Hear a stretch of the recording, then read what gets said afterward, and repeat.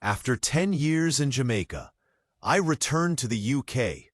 What I saw will surprise you. By Jamaica Homes, published on July 17, 2025. The following insights were generously shared by a Jamaican returnee who has chosen to remain anonymous. The views and opinions expressed are solely those of the contributor and do not necessarily reflect the official position, views, or endorsements of Jamaica Homes, its founder Dean Jones, or any affiliated partners. Readers are encouraged to consider multiple perspectives when forming their own conclusions. When I left Jamaica after nearly 15 transformative years, I thought returning to the UK would bring comfort, order, familiarity, maybe even a renewed sense of progress. After all, this was Britain, the land of double-deckers, the BBC, tea, and trains, even if they are delayed. But what greeted me was something else entirely. Wheels missing off my luggage at Heathrow, trash on the pavements, homelessness outside £300 a night hotels, and a constant, invisible fog, not just in the sky, but in the spirit. Somewhere between the chewing gum-spattered pavements of London and the out-of-service escalators of the Natural History Museum, a deeper realization dawned. I had culture shock. Not from living in so-called third world Jamaica, but from returning to what many still revere as the first world. Progress isn't always measured by speed or skyline. Sometimes it's the sound of rain on a zinc roof, the scent of ackee boiling on a Sunday morning, and the joy of walking barefoot on sacred soil. Dean Jones, Jamaica, where richness wears a different face. The narrative surrounding Jamaica tends to focus on what it lacks. Yes, we have infrastructural challenges, patchy Wi-Fi in the hills, roads that seem to breathe in and out with potholes, and bureaucracy that operates on its own beat. But focusing on those alone is like judging a book by its weathered cover. Because Jamaica is a land rich not in skyscrapers, but in soul. Wake up in Portland or Mandeville, and you're greeted not by concrete canyons, but birdsong and fresh mountain air. Look to the hills of St. Mary, and you might find a spring quietly spilling its mineral-rich, alkaline water for anyone who needs it. Free, unbottled, unbranded. Just earth giving back. Compare that to the UK, where spring water is a premium purchase, and fresh air is a luxury few urbanites enjoy, where sunlight is so rare it gets prescribed. In Jamaica, wellness is not a weekend retreat. It's in the land, the laughter, and the light. Dean Jones. Food finds you in Jamaica. In Britain, food is bought, packaged, preserved, and priced. In Jamaica, food finds you. A Julie mango drops from a tree onto your path.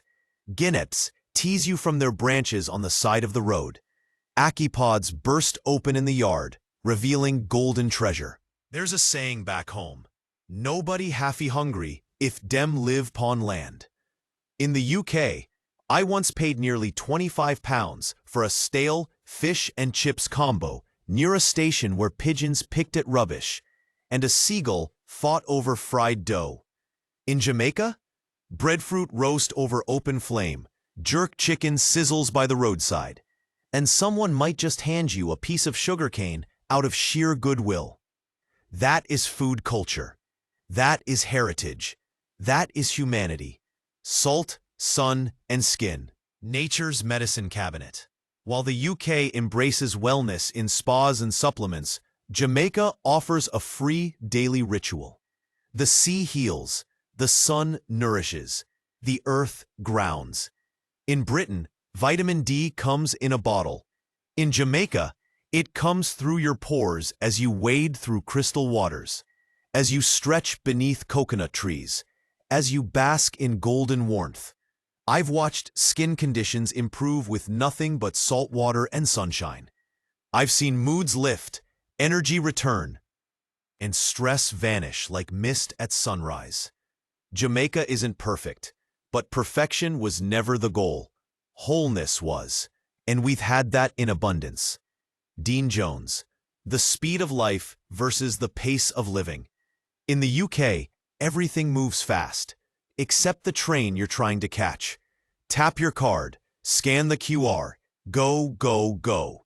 But no one really knows where. Jamaica? Slower, yes, but also saner. Here, time isn't currency, it's community. You talk to your neighbors, you play dominoes by the shop. The fruit vendor knows you. Our child's name. Life isn't something you schedule between meetings, it's something you live. In Britain, I found myself in packed subways with no lift access, kids crying, stairs endless, and no one stopping to help. I've checked into hotels charging £300 a night with dim lighting to save on electricity, apparently, and walls so thin you could hear your neighbor's thoughts. In Jamaica, someone will help carry your bag before you ask. They'll share a story or a song. Time may stretch, but it stretches to make room for connection. Is this the first world? Let's talk plainly. Returning to the UK, I noticed something most don't dare say aloud. The first world is crumbling at the edges. Trash on the streets, outdated infrastructure, rude service, homelessness in every direction. It's as if the place forgot what it once stood for, if it ever truly stood for it. Museums filled with stolen artifacts now closed for cleaning. Trains with no signs of arriving. Paper-thin hotel lamps, and people who seem tired, not just physically, but existentially. Yes, the UK has systems and speed, but is it well? Is it whole? In Jamaica, we don't have all the trappings of wealth, but maybe that's why we still have the soul of it. A new definition of development. Let's flip the script. What if development wasn't about GDP, but about gross well-being of life? What if nations were judged not by how many lanes their highways have, but by how many neighbors greet each other with some form of respect? By that measure, Jamaica is far from behind. It's leading. We still grow some of what we eat. We still breathe clean air. We still fresh spring water. We still believe in village values. And we have the sun and are surrounded by beaches. You don't need a skyscraper to stand tall. Sometimes all you need is a good mango, a strong breeze. And people who call your name with meaning. Dean Jones. A love letter to the simple life. When I think back on my time in Jamaica, what I miss isn't luxury, it's life. Water so fresh it tingles your teeth. Sunrises from the blue mountains. Children laughing barefoot and joyful. Cutting a June plum for my daughter with a penknife. Getting a handful of callaloo from Miss Yvonne down the road just because. These moments aren't monetized. They're not shared on Instagram, but they shape your soul. And they've made me question everything I was told about what it means to have made it. A witty truth wrapped in irony. Here's the kicker. The third world fed me better, healed me faster, and made me feel richer than the first world ever did. So yes, I left the UK and returned to Jamaica. And no, I wasn't running from hardship.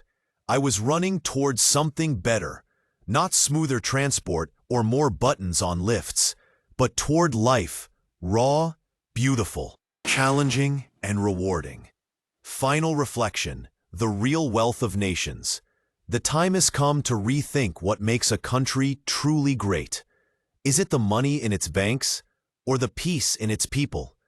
Is it the flash of its skyline, or the flavor of its fruit? We've been measuring wrong. And maybe, just maybe, Jamaica has the answers the world forgot it needed. I didn't go back to Jamaica because it was easy. I went because it was right. Sometimes the richest place is the one with the fewest coins and the most spirit. Dean Jones. Footnote, a call to the curious. If you're wondering what it might be like to truly live, not just exist, come and see. E for yourself. Visit a farmer's market. Speak to a maroon elder. Watch the sunrise from a hillside veranda. Then ask yourself, what does it really mean to live well? If the answer whispers to your spirit, Jamaica might just be calling you home. And if that time is now, explore real estate possibilities across the island. Be it a mountainside cottage, a beachside villa, or a family home nestled in fertile land. Opportunity is ripe. The sun is shining. All that's missing is you. A note of thanks. Thank you for taking the time to read my experience. I hope it offers some insight, reassurance, or inspiration to anyone considering a return to Jamaica. While every journey is different, sharing our stories helps us build bridges, not just homes. A special thanks to Jamaica Homes for providing a platform where real stories like mine can be heard and honored. Wishing you courage, clarity, and community in whatever path you choose. A fellow returnee.